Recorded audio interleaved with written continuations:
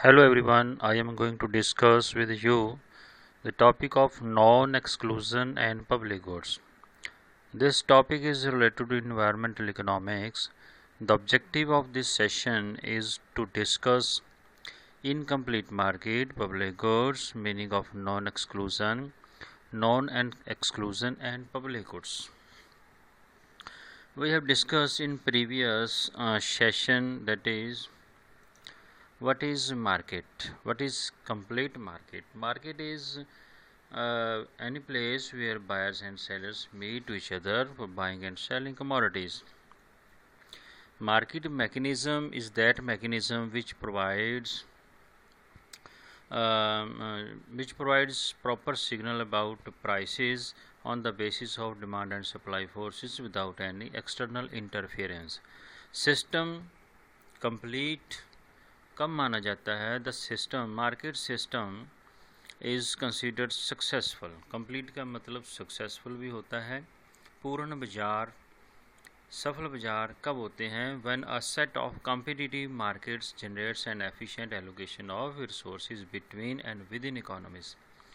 Efficiency is defined as Pareto optimality. Previous lecture में हम सारा कुछ डिटेल में डिस्कस कर चुके हैं। जस्ट जब आप ये टॉपिक प्रिपेयर करेंगे तो आपको दोबारा से फिर लिखना पड़ेगा, इसलिए मैंने इसमें वीडियो में रखा है इसको। तो आप इसको पढ़ने के लिए प्रीवियस वीडियो आप पढ़ सकते हैं, दोबारा से देख सकते हैं। तो मैं ज़्यादा डिटेल में नहीं यहाँ बताऊँगा। कंप्लीट मार्केट सिस्टम हुआ है जहाँ पर जो मार्केट कम्पिटिटिव मार्केट फोर्सेस हैं, डिमांड और सप्लाई है, वो जनरेट करती है एफिशिएंट प्राइसेस। वो प्राइसेस प्रॉपर सिग्नल प्रोवाइड करता है कि मार्केट सिस्टम कंप्लीट है। Means there are no presence of externalities. Externalities नहीं हैं और परफेक्ट नॉलेज है तो पेरेटो ऑप्टिमैलिटी है। पेरेटो ऑप्टिमैलिटी है तो मार्केट सिस्टम कंप्लीट है। अगर मार्केट सिस्टम कंप्लीट होता है तो private optimum, local optimum, global optimum, private optimum, social optimum होता है। जो सोसाइटी के, जो एक इंडिविजुअल के लिए बेनिफिशियल है वो सोसाइटी के लिए भी है। इट मीन्स एक्सटर्नैलिटीज़ नहीं है। एक्सटर्नैलिटीज़ होंगी तो इंडिविजुअल के लिए तो बेनिफिशियल हो सकता है लेकिन सोसाइटी के लिए हार्मफुल हो सकता है। एक इंडिविजुअल अपने राइट को ओवर यूज़ करेगा तो ये उसके लिए एक्सटर्नैलिटीज़ हैं। ओवर यूज़ कर रहा है अपने प्रॉपर्टी राइट्स का, लेकिन दूसरों के लिए हार्मफुल है, दूसरों का लॉस कर रहा है। इट मीन सोशली ऑप्टिमम नहीं है, प्राइवेट ऑप्टिमम है। लेकिन सोशल और प्राइवेट दोनों ऑप्टिमम होते हैं तो that system is complete market, पूर्ण बाजार होते हैं। तो कंडीशन क्या है इसकी? A key requirement to avoid market failure is that market are complete enough, market exist to cover each and every possible transaction. जितनी भी ट्रांजैक्शन हैं, जो बेनिफिट्स ले रहे हैं, जो कर ले रहे हैं लोग, सारी की सारी ट्रांजैक्शंस अगर इंक्लूड की जा रही है, market system is complete. Market system complete होता है। लेकिन सिस्टम कंप्लीट है कब होता है? When properties rights are properly defined, well defined का मतलब प्री डिफाइंड हों, आपको पता हो कि ये राइट्स हैं और आप उनका प्रॉपर यूज़ कर रहे हैं। उसकी कुछ एक फीचर्स हैं, डिटेल में हम डिस्कस कर चुके हैं, दोबारा से बता रहा हूँ। First one is comprehensively assigned. Comprehensively assigned means fully assigned होने, जिसको प्रॉपर्टी राइट्स असाइन किए गए हैं उसको प्रॉपरली असाइन किए हुए होने चाहिए, वो उनका यूज़ भी कर सके। सेकंड है एक्सक्लूसिव। एक्सक्लूसिव मीन्स आप दूसरों को एक्सक्लूड करें। जिसको ऑनर्स को राइट असाइन है वही इसका कॉस्ट बेनिफिट ले सकता है, दूसरा नहीं। ट्रांसफरेबल, आप हस्तांतरण कर सकते हैं उनका प्रॉपर्टी राइट्स का। वो राइट्स सिक्योर होने चाहिए, कोई और दूसरा उनको एनक्रोच ना कर सके, सीज ना कर सके, उनका यूज़ ना कर सके। Next meaning is incomplete market. What is incomplete market? अगर ये फीचर्स नहीं है, प्रॉपर्टी राइट्स वेल डिफाइन नहीं है और जो इंस्टीट्यूशन है अगर प्रॉपर्टी राइट्स को प्रॉपरली डिफाइन नहीं कर पाता तो सिस्टम फेल हो जाता है। तो भाइयों में झगड़ा हो गया, किस वजह से? पेरेंट्स ने प्रॉपर्टी राइट्स डिफाइन नहीं किए, प्रॉब्लम आ गई, सिस्टम इनकम्प्लीट हो गया, आपस में दरार पड़ गई। सिस्टम कंप्लीट है, डिफाइंड है, पहले से डिटर्मिंड है तो कोई प्रॉब्लम नहीं है। आपस में क्या होगा? प्यार बना रहेगा, प्रॉब्लम नहीं आएगी, सिस्टम फेल नहीं होगा। यहाँ पर फिर से एग्जांपल दिया है लेक का कि आपके पास जो है रिवर का, जो आपके पास लैंड होती है अपनी एग्रीकल्चर लैंड है, आप उसका यूज़ कर सकते हैं, वो प्राइवेट है, आप दूसरों को एक्सक्लूड कर सकते हैं, वो राइवल गुड्स हैं, आप कंज्यूम करेंगे कि दूसरों को नहीं मिलेगी। लेकिन उसके साथ में बहती हुई रिवर या उस एरिया की एयर जो है उसके ऊपर जो राइट है वो डिफाइंड नहीं है। तो जब ऐसा राइट डिफाइंड नहीं होगा तो वहाँ पर डिस्प्यूट होगा, मार्केट सिस्टम फेल हो जाएगा। जो अपस्ट्रीम के लोग हैं, जहाँ से पोल्यूशन आ रहा है, उनको कोई इंसेंटिव नहीं मिलेगा कि वो कंट्रोल करें। जो डाउनस्ट्रीम वाले हैं उनको कोई कंपनसेशन नहीं मिलेगा कि वो इसको कंपनसेट कर सकें इस लॉस को। तो मार्केट सिस्टम कंप्लीट होने के बहुत सारे कारण हैं। फॉर एग्जांपल इनकम्प्लीट मार्केट का जो रीज़न है वो एक्सटर्नैलिटीज़ हैं, नॉन एक्सक्लूजन है, नॉन राइवलरी है, असिमेट्रिक कंफर्मेशन है और नॉन कन्वेक्सिटी है। ये 4-5 जो है रीज़न हैं। जब आप लोअर लेवल पे पढ़ते हैं तो ये 4-5 पॉइंट होते हैं, जब आप हायर लेवल पे जाते हैं तो ये 4-5 टॉपिक बन जाते हैं। तो इसीलिए हम यहाँ पर पूरा टॉपिक, फुल फ्लैज टॉपिक जो है वो डिस्कस करें, non exclusion and public goods. Public goods क्या होती हैं? प्राइवेट गुड्स होती हैं, पब्लिक गुड्स होती हैं। प्राइवेट गुड्स वो होती हैं जिसमें एक्सक्लूजन प्रिंसिपल अप्लाई होता है, means we can exclude others from the use of our on commodity. जो हमारी कमोडिटी है, जो हमारे गुड्स हैं, उनका यूज़ करने से दूसरों को एक्सक्लूड किया जा सकता है, हमारे पास राइट है। मेरा घर है, मेरी प्रॉपर्टी है, मेरी कार है, मेरी गाड़ी है, सब कुछ जो है मेरा अपना प्राइवेट है, तो मैं दूसरों को, मेरे पास राइट है, मैं एक्सक्लूड कर सकता हूँ। राइवल गुड्स है, मेरा कंजम्पशन दूसरे के कंजम्पशन को अफेक्ट करेगा। मैं कंज्यूम करूँगा तो दूसरा नहीं कर पाएगा, वंचित रह जाएगा, दूसरों को वंचित कर सकते हैं। लेकिन जो पब्लिक गुड्स होती हैं उनमें 2 प्रिंसिपल अप्लाई होते हैं, नॉन एक्सक्लूजन, एक्सक्लूजन नहीं है, एक्सक्लूड नहीं कर सकते। नॉन एक्सक्लूजन, हॉस्पिटल है, पब्लिक पार्क है, रोड है, एयर है, सनलाइट है, हम यूज़ कर सकते हैं। मैं सांस ले रहा हूँ तो दूसरा आदमी भी ले सकता है, ये नहीं कि मैं लूँगा तो उसको मैं कहूँगा भाई तूने नहीं लेना, ऐसा नहीं है। तो सांस लेने का, ब्रीदिंग का राइट सभी के पास है। पब्लिक गुड्स हैं, एयर है, सनलाइट जो हमें दी हुई है, हम उसका यूज़ कर सकते हैं। रिवर्स हैं, रोड्स हैं, पब्लिक हैं, तो हम इनका यूज़ कर सकते हैं। तो पब्लिक गुड्स में नॉन एक्सक्लूजन अप्लाई होता है तो सबसे बड़ी प्रॉब्लम आ जाती है, क्योंकि ये कॉमन गुड्स इनको बोलते हैं। कॉमन गुड्स ओपन एक्सेस होती हैं। कॉमन गुड्स होती हैं जहाँ पर ओपन एक्सेस अप्लाई होता है। ओपन एक्सेस का मतलब each and every individual have the right to use public goods, open access goods, common property resources, common pooled resources जो होते हैं। तो यहाँ पर फिर प्रॉब्लम आती है, जो ओपन एक्सेस है, फ्री राइटिंग की ओवर, हम क्या करते हैं, ओवर यूज़ करते हैं, कैप्चर करने की कोशिश करते हैं। मैं छोटा सा एग्जांपल दे रहा हूँ आपको। बसेस में हमें अलाउ किया, टिकट नंबर, सीट नंबर दिया हमें, लेकिन जो फर्स्ट पर्सन बैठा है विंडो वाली साइड पे, वो क्या करेगा, ओवर यूज़ करेगा, खुलकर बैठेगा।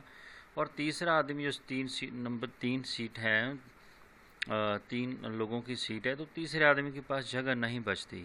अगर आपस में वो कोऑपरेशन करके बैठते हैं तो मार्केट सिस्टम कंप्लीट है। लेकिन पब्लिक गुड्स होने की वजह से क्या है, अपनी गाड़ी है तो मैं अपनी गाड़ी में जाऊंगा, मैं दूसरों को नहीं बैठाऊंगा। लेकिन जो पब्लिक है, पब्लिक में क्या होता है, हर किसी के पास राइट है, लेकिन ओवर, जब राइट होता है सबके पास तो डिफाइंड नहीं हो तो ओवर यूज़ होता है। ओवर यूज़ से हमेशा क्या होता है, मार्केट सिस्टम फेल हो जाता है, एक्सक्लूड नहीं कर सकते हैं। तो another case where the market में fail to allocate resources efficiently is when it is impossible, जब पॉसिबल ना हो, और at least very costly to deny access to the environmental assets, environmental assets को यूज़ करने से हम किसी को डिनाई नहीं कर सकते। If your consumption of an asset rivals my consumption but we both have legal access to the asset, उस एसेट का यूज़ करने के पास हमारे पास दोनों का राइट है, लेकिन ये है कि मेरी कंजम्पशन की आपको कंजम्पशन को अफेक्ट होगा। Both have an incentive to capture as many of the benefits that the asset provide as soon as the possible before the other person captures them. हम कोई ऐसी चीज़ हो, लाइन में लगे हुए हैं, तो हमारी कोशिश रहती है कि मैं दूसरे से ज़्यादा बेनिफिट लेना चाहूँ। मैं दूसरे से भाग के जल्दी से मैं अपनी सीट जो है ज़्यादा से ज़्यादा सीटें जो है कैप्चर कर लूँ ट्रेन के अंदर, बस के अंदर। भाग दौड़ ऐसा होता है क्योंकि पब्लिक है, ओवर यूज़ है। In such cases, we may overuse the asset relative to what is best for society. 10 लोग बैठ सकते हैं लेकिन 8 बैठ रहे हैं, 2 खड़े हैं, क्यों? दो लोग जो हैं बीच में से ओवर यूज़ कर रहे हैं, तो 2 का राइट जो है उन्होंने वंचित कर दिया, 2 लोगों को डिनाई कर दिया। When overuse occurs as a result of non-exclusion, the market has failed to signal the true scarcity of the asset. जो मार्केट है, मैंने पहले बताया मार्केट सिस्टम कंप्लीट होता है, डिमांड और सप्लाई सिस्टम कंप्लीट है। सप्लाई तो हो रही है लेकिन डिमांड ओवर यूज़ होने की वजह से आपने ओवर यूज़ कर लिया। फॉर एग्ज़ाम्पल जैसे सीज़न में क्या होता है, जब प्याज का सीज़न आता है, ऑनियन का सीज़न आता है, तो लोग क्या करते हैं, उनको स्टोर कर लेते हैं। जो आड़ती लोग होते हैं, जो कमीशन एजेंट होते हैं, वो स्टोर करते हैं। स्टोर करने से उसकी एक होता है ट्रू स्केर्सिटी, एक होता है artificial scarcity. Artificial scarcity means goods तो हैं लेकिन आपने स्टोर कर ली, स्टोर करने से वो मार्केट में नहीं आ रही तो क्या होगा, प्राइसेस बढ़ जाएंगे। तो वो शो करेगा कि आपकी सप्लाई कम हो रही है, प्राइसेस बढ़ जाएंगे। सोसाइटी में जो बेस्ट है, जितने लोगों को वो गुड्स मिलनी चाहिए थी, नहीं मिल पाती। ऐसे यहाँ पर है, जो सर्विसेज सभी लोगों को मिलनी चाहिए थी, ओवर यूज़ होने की वजह से कुछ लोगों को नहीं मिली, तो ये मार्केट जो है वो प्रोवाइड करेगी। Market has failed to signal the true scarcity. Actual जो में स्केर्सिटी है वो प्रोवाइड नहीं कर पाएगी, मार्केट सिस्टम फेल हो जाएगा। मार्केट कहती है डिमांड और सप्लाई इक्वल है, लेकिन आपने ओवर यूज़ कर दिया, लोग कुछ वंचित रह गए, तो वो सिस्टम फेल हो गया। इस वजह से, क्योंकि आपने उनको एक्सक्लूड कर दिया ओवर यूज़ करने की वजह। अब ओवर यूज़ होगा तो मार्केट सिस्टम फेल होगा। अगर कॉपरेशन है, सभी लोगों को जो जितनी गुड्स मुझे चाहिए मैं उतनी ही लूँ और बाकी की जो हैं दूसरे लोग लेंगे, तो ऑटोमेटिकली सभी लोगों को मिल जाएगी, सभी की सेटिस्फेक्शन होगी, सोशल ऑप्टिमम आ जाएगा। प्राइवेट में मैं भी खुश हूँ, दूसरे लोग भी खुश हैं। लेकिन मुझे ज़रूरत तो कम थी, मैंने ज़्यादा ओवर यूज़ कर लिया। उसका ओवर यूज़ करने से मेरे घर में वो गुड्स पड़ी हैं, मैं यूज़ नहीं कर रहा, लेकिन दूसरे लोगों के पास वो नहीं पहुंच पाई। इसका मतलब प्राइवेट ऑप्टिमम तो हो गया, मेरा ऑप्टिमम तो हो गया, लेकिन सोशल ऑप्टिमम नहीं हुआ, मार्केट सिस्टम फेल हो गया। प्राइवेट और सोशल ऑप्टिमम दोनों जब ऑप्टिमम होंगे तो सिस्टम कंप्लीट है। मार्केट प्राइवेट हो गया, सोशल नहीं है, तो ये मार्केट सिस्टम फेल है। मार्केट सिग्नल प्रोवाइड नहीं करती कि वास्तव में स्केर्सिटी है या क्रिएट की गई है। While the potential problem associated with non-exclusion implied by such open access property rights have long been recognized, इसको हार्डिन ने 1968 गॉर्डन हार्डिन ने 1968 में इसको रिकग्नाइज किया। इस प्रॉब्लम को अपने आर्टिकल में लिखा, the tragedy of the Commons. जो कॉमन गुड्स होती हैं उनका एंड ट्रेजिडिक होता है। दो तरह के एंड होते हैं, आप पिक्चर देखते हैं, ट्रेजिडिक है, एक रोमांटिक है। हीरो हीरोइन आपस में मिल जाते हैं, हीरो हीरोइन की डेथ हो जाती है, ट्रेजिडिक एंड हुआ पिक्चर का। एक बार रोमांटिक एंड हुआ। तो जो कॉमन गुड्स हैं उनका जो एंड होता है, उनकी जो कंडीशन होती है वो ट्रेजिडिक होती है, ओवर यूज़ है। घरों में लोग बैठते हैं तो थूकते नहीं हैं, लेकिन जो स्टेशन पे हैं, जो बसेस के अंदर हैं, जो पब्लिक प्लेसेस पे हैं, वो थूकते हैं, पान खाकर थूकते हैं, ओवर यूज़ कर रहे हैं अपने राइट का। ट्रेजिडिक एंड हुआ किसका, कॉमन गुड्स का। कॉमन जो गुड्स हैं उनका एंड। घर में हम सफाई रखेंगे, फंक्शन करेंगे तो सफाई का ख्याल रखेंगे, लेकिन जो कम्युनिटी सेंटर हैं जहाँ पर, वहाँ हम परवाह नहीं करेंगे उस चीज़ की। Before we continue, few definition are in order. Common का मतलब हम यहाँ पढ़ेंगे, और open access. Common refers to the environmental asset itself. Common property resources, common pool resources, refers to a property right regime that allow for some collective body to devise schemes to exclude others. Common resources वो होते हैं, जैसे example दिया community centre, common gracing land. ये common goods हैं जिनका कोई भी यूज़, वो स्पेसिफाइड जो लोग हैं उनका यूज़ कर सकते हैं कॉमनली। ओपन एक्सेस होता है which is there is no ownership of the asset in the sense that everybody's property is nobody's property. जो सबकी प्रॉपर्टी होती है वो किसी की नहीं, उसके ऊपर मालिकाना हक नहीं है, लेकिन यूज़ किया जा सकता है। जब ऐसा होता है तो कोई भी उसकी केयर नहीं करता, उसका एंड ट्रेजिडिक होता है। तो इस केस को नॉन एक्सक्लूजन को टू वे से समझा जा सकता है। फर्स्ट है open access of the environmental goods and non cooperation. एक है नॉन कॉपरेशन, एक है कॉपरेशन के साथ। कॉपरेशन के साथ इक्विलिब्रियम कैसे आएगा, नॉन कॉपरेशन के साथ क्या होगा, क्या लॉस होगा हमें या बेनिफिट होगा। अगर नॉन कोऑपरेटिव है तो लॉस होता है, अगर कोऑपरेटिव है तो सोशल बेनिफिट मैक्सिमम होता है।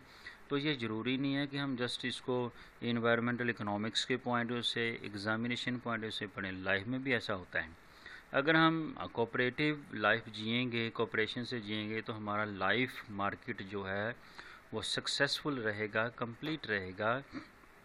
अगर नॉन कोऑपरेटिव हैं, चाहे वो दोस्तों के साथ हैं चाहे फैमिली के साथ हैं, तो वहाँ पर सिस्टम जो फेल होगा, इनकम्प्लीट है, अधूरे बाजार माने जाएंगे, सक्सेसफुल नहीं होंगे। तो फर्स्ट केस हम ले रहे हैं ओपन एक्सेस। इसमें एग्जांपल जो है वो आप कोई भी ले सकते हैं। इस जो निक हेनले की बुक है इसमें एग्जांपल जो है फ़िश कैच का लिया है। 2 पर्सन है, Riley and Ole. Fishing ground are the best known example of potential open access. कोई भी मछलियाँ पकड़ सकता है, झील है, तालाब के अंदर मछलियाँ हैं, 2 लोग हैं, ए और बी कह सकते हैं आप, राम और शाम कह सकते हैं आप, किसी का नाम जो है रख सकते हैं, राहले एंड ओले। आप इस बुक को रेफ़र करोगे तो उसमें 2 नेम मिलेंगे आपको। तो अगर उनमें आपस में कोऑपरेशन है, पब्लिक गुड्स क्या हैं, ओपन एक्सेस में फ़िश कैच है। Given that the more fish caught by one party implies less fish for the other। एक पार्टी अगर बहुत ज़्यादा ओवर यूज़ करती है, फ़िश कैच करती है, तो दूसरे के लिए कम रह जाएंगी।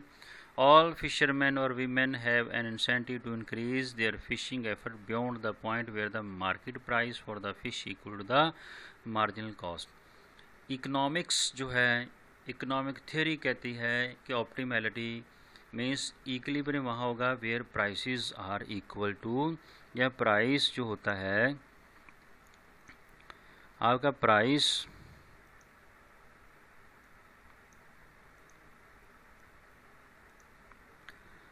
yes this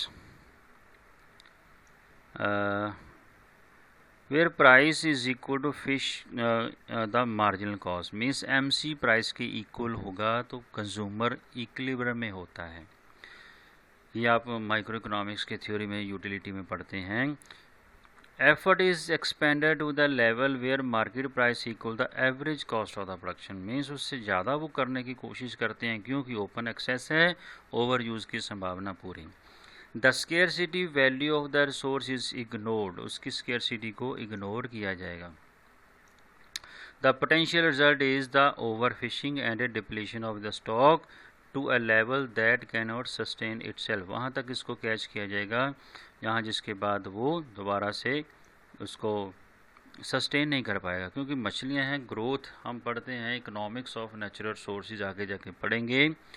harvesting rate, harvesting होता है यूज़ करने का रेट, कटाई का रेट, जो हम उसको काटेंगे। जैसे खेती है तो हम कितना, एक होता है growth rate, growth rate should be greater than equal to harvesting rate, harvesting rate should be less than equal to growth rate. अगर ऐसा है तो वो सस्टेन करता रहेगा public goods, otherwise public goods जो हैं उनका एंड जो है ट्रेजिडिक होगा।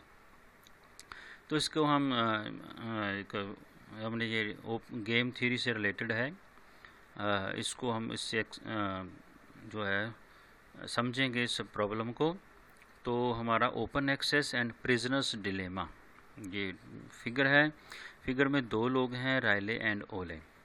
तो ये 4 बॉक्सेस हैं, A B C D। यहाँ हम लिखेंगे cooperative, Riley is cooperative, Ole is cooperative. Second है Riley is non cooperative, Ole is non cooperative. First box, second box, third box, fourth box. Suppose उन्होंने फ़िश कैच करना है, both are cooperative in nature. तो fish catch करते हैं तो वो cooperative हैं, तो रायले की फ़र्स्ट टर्न है, वो कोऑपरेटिव है, तो फ़िश के लिए वो वन शिप, एक किश्ती अपनी बेचता है, एक पोत, एक जल पोत बेचता है, तो उसको जो बेनिफिट होता है प्राइवेट बेनिफिट, उसका प्राइवेट बेनिफिट है 30 का बेनिफिट। ऐसे ही ओले अपनी टर्म में कोऑपरेटिव है, तो वो एक फिश जो शिप है अपनी बेचता है, उसको प्राइवेट बेनिफिट ऑफ, आप लिखेंगे private benefit of Riley is equal to 30, private benefit of Ole is equal to 30 and social benefit is equal to 60। दोनों का, दो लोग हैं सोसाइटी में, तो दो लोगों का बेनिफिट कितना हुआ, 60 का हो गया। लेकिन हम स्टडी क्या कर रहे हैं, नॉन कोऑपरेटिव हैं। तो नॉन कोऑपरेटिव में जब ऐसा होगा, अगर वो न, ये इसको हम ऐसे एक्सप्लेन करेंगे। First case 1, if they cooperate and send out only one ship, they can each earn net profit 30 and social is equal to 60। लेकिन सेकंड है, बट इफ़ जो राइले है वो नॉन कोऑपरेटिव हो जाता है, और वो क्या करेगा, वो एक शिप की बजाय 3 शिप बेचता है, तो उसका जो बेनिफिट है वो कितने का हो गया, 40 का। ये बेनिफिट उसका 40 हुआ। लेकिन ओले वो कोऑपरेटिव ही रहता है, तो उसका बेनिफिट पहले से कम हो गया, 50 रह गया, 10 रह गया। टोटल जो बेनिफिट है सोशल बेनिफिट वो कितना हो गया, 50। तो यहाँ से जब हम बात करेंगे, यहाँ से 30 है, तो 30 से 60 उसको पूरा इंसेंटिव मिलेगा ओले को, राइले को, कि वो कोऑपरेटिव से नॉन कोऑपरेटिव हो जाए। जब उसको फर्स्ट कोऑपरेशन में उसको बेनिफिट कम हो रहा है, नॉन कोऑपरेटिव में चीट करने से बेनिफिट ज़्यादा आ रहा है, तो उसको पूरा इंसेंटिव मिलेगा कि वो चीट करे। It means private benefit maximum हो रहा है, पहले से बढ़ गया है, लेकिन सोशल कम हो गया है। जब ऐसा होगा तो थर्ड टर्म में, थर्ड बॉक्स जो हमारा है, ये देखो यहाँ हम जाएंगे केस 3, केस 2, केस 3। जब ऐसा होगा तो ओले भी ऐसा करेगा। फिर जब ऐसे सोसाइटी में ऐसा होता है तो दूसरे को इंसेंटिव मिलता है कि मैं भी नॉन कोऑपरेटिव हो जाऊँ। एक आदमी सोसाइटी में नॉन कोऑपरेटिव होता है तो दूसरे को हमेशा इंसेंटिव मिलता है कि वो भी नॉन कोऑपरेटिव हो। तो जब ऐसा होगा, ओले नॉन कोऑपरेटिव होता है, तो उसका बेनिफिट सी बॉक्स के अंदर आते हैं, उसका बेनिफिट 40 का हो गया। ओले का वो 3 शिप बेचता है, लेकिन राइले कोऑपरेटिव है तो उसका बेनिफिट इतना ही है, और वो कोऑपरेटिव है, एक शिप बेचता है, उसको कम बेनिफिट होता है मछलियों का, उसको ज़्यादा होता है। तो टोटल बेनिफिट 50 का फिर हुआ। लेकिन यहाँ पर इंसेंटिव कोऑपरेटिव, यहाँ पर पूरा इंसेंटिव है ओले को कि वो नॉन कोऑपरेटिव से नॉन कोऑपरेटिव हो जाए, और उसका बेनिफिट 30 से 40 बढ़ जाए। नेचुरली होगा वो। जब ऐसा है, ये यहाँ से ऐसे ये आया और ये भी हो गया, ये भी हो गया, तो दोनों नॉन कोऑपरेटिव होते होते, क्योंकि पास्ट एक्सपीरियंस से लर्न करेंगे, ये भी नॉन कोऑपरेटिव हो रहा है, ये भी हो गया, तो अल्टीमेटली वो कहाँ पहुँच जाएंगे, वो पहुँचेंगे डी बॉक्स के अंदर। केस 4 हम स्टडी करेंगे डी बॉक्स। तो डी बॉक्स में जब पहुँचेंगे, उसका बेनिफिट कितना रह गया, नॉन कोऑपरेटिव होने से उसका बेनिफिट 15 का रह गया। इसका बेनिफिट, क्योंकि ओवर यूज़ जब करेंगे, तो ओवर यूज़ से मैंने कहा कि ग्रोथ रेट जो होता है वो ज़्यादा होना चाहिए हार्वेस्टिंग रेट से। अगर हार्वेस्टिंग रेट जैसा ही बढ़ेगा तो ग्रोथ रेट कम हो जाएगा। तो एंड में जब नॉन कोऑपरेटिव होते हैं, एक दूसरे से ज़्यादा मछली पकड़ने की इच्छा रखते हैं, तो उनको अल्टीमेटली मछलियाँ कम मिलेंगी, क्योंकि उनकी ग्रोथ नहीं हो रही। तो नेक्स्ट जो है वो भी नॉन कोऑपरेटिव, और उसकी जो है फिश जो कैच कम होगा, तो बेनिफिट कम। अल्टीमेटली जो उनका बेनिफिट है वो कितना रह गया, सोशल बेनिफिट ओनली, ये रह गया आपका 32, 15 प्लस 30, टोटल बेनिफिट 13 का रह गया। तो अल्टीमेटली नॉन कोऑपरेशन होने से, नॉन कोऑपरेटिव होने से सोसाइटी में हमेशा क्या होता है, लॉस होता है। अगर आप कोऑपरेटिव हैं तो हमेशा बेनिफिट मैक्सिमम होगा, लेकिन क्योंकि प्रॉपर्टी कॉमन गुड्स हैं, तो यहाँ पर हमेशा यूज़ होता है, एक्सेस यूज़ करते हैं लोग, ओवर यूज़ करते हैं। Common property, everybody's properties, nobody's property, किसी की नहीं होती, इसलिए ओवर यूज़ किया जाता है। यही सेम जो प्रॉब्लम है प्रिजनर, यहाँ लिखा है प्रिजनर्स डिलेमा। ये हमारा इकोनॉमिक्स का कंसेप्ट है, मार्केट में यूज़ होता है। प्रिजनर्स डिलेमा, जो प्रिजनर्स होते हैं उनमें दुविधा, इंटेरोगेशन जब किया जाता है तो उनमें दुविधा डाली जाती है। इंटेरोगेशन के द्वारा डायलेमा जो है, दुविधा डाली जाती है कि सपोज़ दो प्रिजनर हैं, दोनों को पकड़ा गया, दोनों की इंटेरोगेशन अलग अलग होगी। फर्स्ट को कहा गया कि सेकंड वाले ने सारा कुछ आपके बारे में बता दिया, जो तुमने किया हुआ है, हम आपको छोड़ देंगे और उसको जो है सज़ा देंगे अगर तुम उसके बारे में सारा बताओगे। तो अलग अलग दोनों से इंटेरोगेशन करके पूछा जाता है। अगर तो वो दोनों कोऑपरेटिव हैं तो दोनों के दोनों बच जाते हैं। अगर दोनों नॉन कोऑपरेटिव बिट्रे कर दें, each prisoner has an incentive, प्रत्येक को पूरा इंसेंटिव है कि वो क्या करे, बिट्रे करे। Has to betray his fellow partner in crime to secure a milder punishment for, कम पनिशमेंट के लिए, even though all are better off, दोनों बेटर ऑफ हो सकते थे, if they just keep their mouth shut, अगर दोनों के दोनों अपना माउथ शट कर दें तो दोनों बच सकते हैं। लेकिन अगर वो एक दूसरे के बारे में बताते हैं तो दोनों को लॉस होगा, दोनों नॉन कोऑपरेटिव हो जाएंगे। जैसा कि इस बॉक्स में हमें बताया गया कि दोनों नॉन कोऑपरेटिव होते हैं। तो इक्विलिब्रियम कहाँ आएगा, इक्विलिब्रियम जो है स्टेबल इक्विलिब्रियम यहाँ पर आ जाएगा कि दोनों नॉन कोऑपरेटिव। जैसे हम कुछ कुर्नोस मॉडल में पढ़ते हैं, अल्टीमेटली दो फर्म्स हैं, माइक्रो इकोनॉमिक्स में आप पढ़ते हैं, एक फर्म में एंटर करती है तो ये जूम करके कि सेकेंड फर्म जो अपने है आउट प्राइसेस को चेंज नहीं करेगी। कुर्नोस मॉडल प्राइसेस है, आगे बर्टेंड में आउटपुट है, तो प्राइसेस को चेंज नहीं करती। तो first firm monopoly price charge करती है, सेकंड जो है वो कम्पिटिटिव प्राइस हैं। धीरे धीरे अल्टीमेटली करते करते प्राइस वॉर होता है तो दोनों जो है 30% पर आ जाती हैं। अदरवाइज़ वो 50-50 करें 33% पर आ जाएंगी, तो टोटल आउटपुट है वो 3 पार्ट्स में डिवाइड हो जाता है। अदरवाइज़ अगर कोऑपरेटिव हैं तो वो 50-50 प्रोड्यूस करके इस बॉक्स में रह सकती हैं। लेकिन अल्टीमेटली ये है नैश इक्विलिब्रियम, आगे स्टडी करेंगे क्या है। स्टेबल इक्विलिब्रियम इस बॉक्स में आएगा, आप स्टडी करेंगे इस बॉक्स को बुक के अंदर, तो स्टार लगा हुआ है, स्टार का मतलब यहाँ इक्वल स्टेबिलिटी यहाँ आ जाएगी।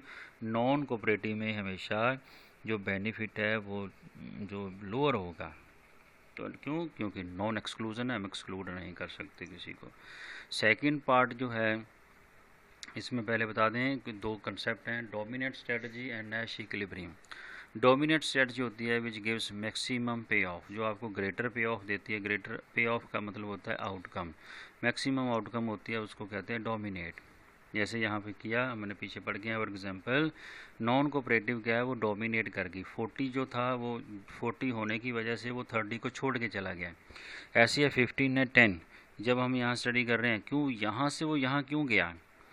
अब बात आती है कि वो सी से जब इसको बेनिफिट सी से यहाँ क्यों, क्योंकि यहाँ पर जो है राइले को कम है, वो राइले यहाँ नहीं रुकेगा, वो आगे बढ़ेगा। राइले यहाँ 10 पर नहीं रुकेगा, ये 40, ये 30 से 40 आया क्योंकि यहाँ 40 इज़ ग्रेटर, डोमिनेट कर गया 40। अगर ये यहाँ 40 पे आता है और ये यहाँ 10, ये 10 पे नहीं रुकेगा, ये यहाँ से यहाँ मूव करेगा और यहाँ से मूव करने के बाद ये इधर आएगा इसको, तो ये यहाँ से मूव करेगा इस साइड आएगा और यहाँ से मूव करके आगे जाएंगे क्योंकि ये 10 इज़ लेस दैन 15। तो वो कहता है अगर मैं ये नॉन कोऑपरेटिव है, मैं कोऑपरेटिव रहूँगा तो मुझे लॉस है, तो मुझे भी नॉन कोऑपरेटिव हो जाना चाहिए। ये नॉन कोऑपरेटिव होंगे तो दोनों अल्टीमेटली यहाँ पहुँचे। इसको कहते हैं डोमिनेट स्ट्रेटजी, डोमिनेट करके, dominate strategy. 15 is greater than 10, this outcome is called Nash equilibrium. ये आउटकम जो है ये नैश इक्विलिब्रियम आ गया। नैश इक्विलिब्रियम होता क्या है, Nash equilibrium exist if neither of the player will unilaterally, अकेला जो प्लेयर है अकेला अपनी स्ट्रेटजी को चेंज नहीं कर सकता, अपनी स्ट्रेटजी को चेंज करने को दूसरे के साथ करना पड़ेगा। Change his strategy since a unilateral action would leave a player worse off, एक अकेला प्लेयर अपनी स्ट्रेटजी को चेंज करता है तो उसको हमेशा लॉस होता है वो दूसरे के साथ, without a reciprocal move by the other player. Next situation है cooperation for environmental goods, cooperative game. तो यहाँ पर हम स्टडी कर रहे हैं, सेम बॉक्स है, सेम आउटकम है, लेकिन यहाँ पर चेंज है। देखो वहाँ हमने 30 लिया या 50। फर्स्ट बॉक्स है बोथ आर कोऑपरेटिव, 50-50 टोटल 100। एक इंडिविजुअल का 50 है, दूसरे इंडिविजुअल का 50 है, प्राइवेट 50-50 है, प्लस सोशल 100 हो गए। यहाँ से अगर ये नॉन कोऑपरेट होता है राइले और ये ओले कोऑपरेटिव रहता है, तो उसका जो बेनिफिट है वो 50 से कम होकर 40 रह जाएगा, इसका 10 रह जाएगा। इट मीन्स वो नॉन कोऑपरेट होने से उसको लॉस हो रहा है, यहाँ पर वो ग्रेटर है तो डोमिनेट ये कर रहा है, ये नहीं। ऐसे अगर ये नॉन कोऑपरेट होता है तो उसका जो बेनिफिट है वो 40 रह जाएगा, उसका 10 रह जाएगा। तो अल्टीमेटली अगर वो नॉन कोऑपरेटिव होते हैं तो मूव कहाँ जाएगा, यहाँ पर डोमिनेट क्या करेगा, 15 इज़ डोमिनेटेड बाय 10। ये 15 है वो डोमिनेट करेगा 10 की बजाय। तो वो अगर तो वो नॉन कोऑपरेटिव हैं तो दोनों के दोनों यहाँ मूव कर जाएंगे, इस बॉक्स के अंदर यहाँ मूव करेंगे। अगर वो कोऑपरेटिव रहते हैं तो दोनों यहाँ रहेंगे, क्योंकि यहाँ से 15 is greater than 40 whereas 15 is greater than 10। अगर नॉन कोऑपरेटिव हैं तो यहाँ आएंगे, अदरवाइज़ कोऑपरेटिव रहते हैं तो 50-50 प्लस 100 का बेनिफिट होगा, अदरवाइज़ 15-15-30 का बेनिफिट होगा। इसलिए इस बॉक्स के अंदर 2 स्टार हैं, one is this and second is this, one is this and second is this. Cooperation में बेनिफिट ग्रेटर है, यहाँ पर भी स्टेबल इक्विलिब्रियम नैश इक्विलिब्रियम आ गया, यहाँ पर भी नैश इक्विलिब्रियम आ गया। अगर अकेला चेंज करता है ये वाला तो उसको लॉस हो रहा है, ये अकेला चेंज करता है तो लॉस हो रहा है, दोनों या तो इस बॉक्स में आएंगे या इस आएंगे। तो नैश इक्विलिब्रियम क्या होता है, neither of the player unilaterally change his strategy since a unilateral action would lead a player worse off. अकेला पर्सन अपनी स्ट्रेटजी को चेंज नहीं कर सकता, अगर करता है तो वो वर्स ऑफ होगा। अगर ये अकेला नॉन कोऑपरेटिव रह जाए, ये कोऑपरेटिव रहता है तो उसको बेनिफिट 10 का होगा। अल्टीमेटली वो कहाँ पहुँचेंगे, अदरवाइज़ नॉन कोऑपरेटिव हैं तो डी बॉक्स के अंदर, अदरवाइज़ वो बॉक्स ए में रहेंगे। This is cooperative game. तो सोसाइटी में the reference of this topic is Nick Hanley, environmental economics in theory and practice Macmillan. Actual में सोशल लाइफ जो है हमारी वो भी यही सिखाती है, तो कोऑपरेटिव होंगे तो सोसाइटी में बेनिफिट, जिस सोसाइटी में हम रह रहे हैं या जो रिसोर्सेज हम यूज़ कर रहे हैं उसके अंदर कोऑपरेटिव रहना ज़रूरी है। अगर नॉन कोऑपरेटिव होते हैं तो हमेशा लॉस होता है, इंडिविजुअली भी और सोशली भी, प्राइवेटली और सोशली लॉस होता है, अदरवाइज़ हमें क्या होगा, बेनिफिट होगा। तो हमें क्या रहना चाहिए, अपनी पर्सनल लाइफ में भी कोऑपरेटिव होना चाहिए और जो नेचुरल सोर्सेज का यूज़ कर रहे हैं उसमें भी कोऑपरेटिव रहना चाहिए, तभी मार्केट सिस्टम कंप्लीट होगा। कंक्लूजन क्या है, if there is cooperation between the stakeholders then market system will complete, otherwise market system will fail। तो हमें क्या रहना चाहिए, कोऑपरेटिव। उम्मीद है कि आपको अच्छा लगा होगा, समझ आ गया होगा। कोई प्रॉब्लम हुई तो आप पूछ सकते हैं, रेफरेंस ये है। Thank you very much, have a nice day, stay at home, stay safe, bye bye.